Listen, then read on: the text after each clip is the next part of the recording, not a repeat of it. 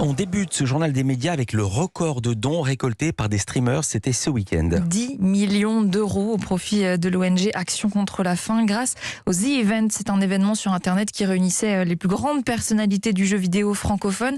Il était presque 1h du matin cette nuit quand la somme a été atteinte. C'est parti!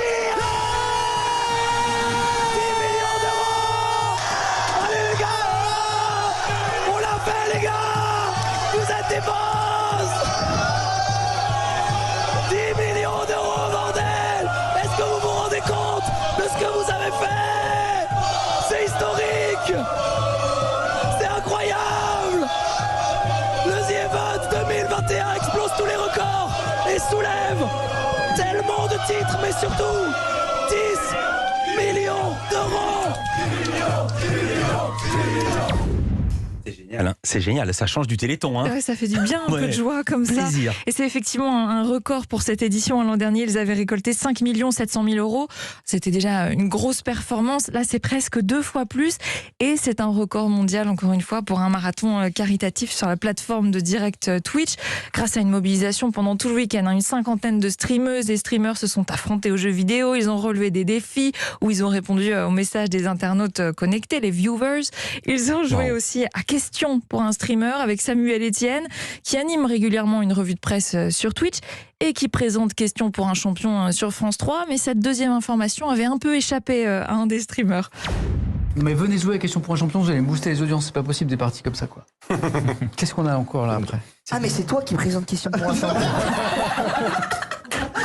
C'est sérieux? C'est le mec à la télé. Non, moi je pensais ils faisaient sur Twitch des trucs dans les journaux et tout. Mais il fait ça aussi. En fait quand je m'ennuie sur Twitch, je vais à France 3 et j'anime.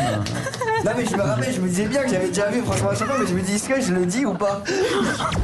La mobilisation générale, une cinquantaine d'heures de direct sur Twitch sans interruption pour inciter à faire des dons. Mission plus que réussie, 10 millions d'euros je le rappelle. Beaucoup moins joyeux, Radio France annonce des licenciements et des mises à pied pour harcèlement et sexisme. Oui, une enquête a été menée après la diffusion du documentaire de Marie Portolano, Je ne suis pas une salope, je suis une journaliste. Il mettait en avant les témoignages de femmes journalistes de sport victimes de sexisme, dont celui d'Amaya Cazenave, journaliste à Radio France, qui avait mis en cause la rédaction nationale des sports et celle de France Bleu Pays Basque. En tout, 11 procédures disciplinaires ont été engagées, 9 sanctions ont été prises, 4 blâmes, 3 mises à pied et 2 licenciements. Aucune identité n'a été dévoilée. Radio France a tenu à souligner sa politique de tolérance zéro à l'encontre de toute situation de harcèlement sexuel, agissement sexiste ou discrimination dans l'entreprise.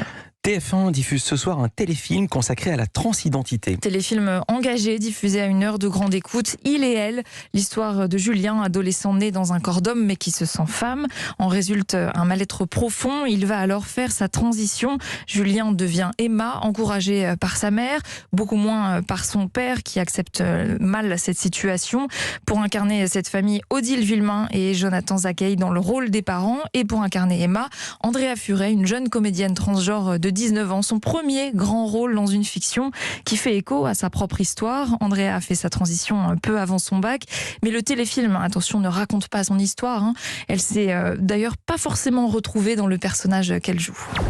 C'était avant tout un personnage que j'interprétais. J'étais une comédienne, voilà, qui a interprété ce personnage et à aucun moment je me suis dit c'est moi, Andrea, personne trans qui joue une personne qui a la même identité que moi. Voilà, je l'ai vraiment pris d'un point de vue professionnel. J'ai jamais eu ce mal-être aussi intense que le personnage a en fait. Je pense que ce que j'ai retrouvé, c'est la relation qu'elle a avec sa mère, évidemment, parce que j'ai une relation très fusionnelle aussi avec la mienne. Elle m'a tout de suite acceptée. Moi, j'ai eu dans ma famille que des réactions positives, donc j'ai tout de suite été très bien accompagnée. Un téléfilm sur la transidentité à 1 heure de grande écoute. Andrea Furet salue l'initiative de TF1, espère qu'il pourra aider celles ou ceux qui sont concernés, éventuellement leurs parents aussi. C'est la lecture du scénario qui l'a convaincue de tenter d'avoir le rôle, séduite par la manière dont ce sujet de la transidentité était abordé. C'est pas toujours le sujet le mieux abordé, il n'est pas toujours traité de la meilleure des manières dans les médias, dans les films, etc.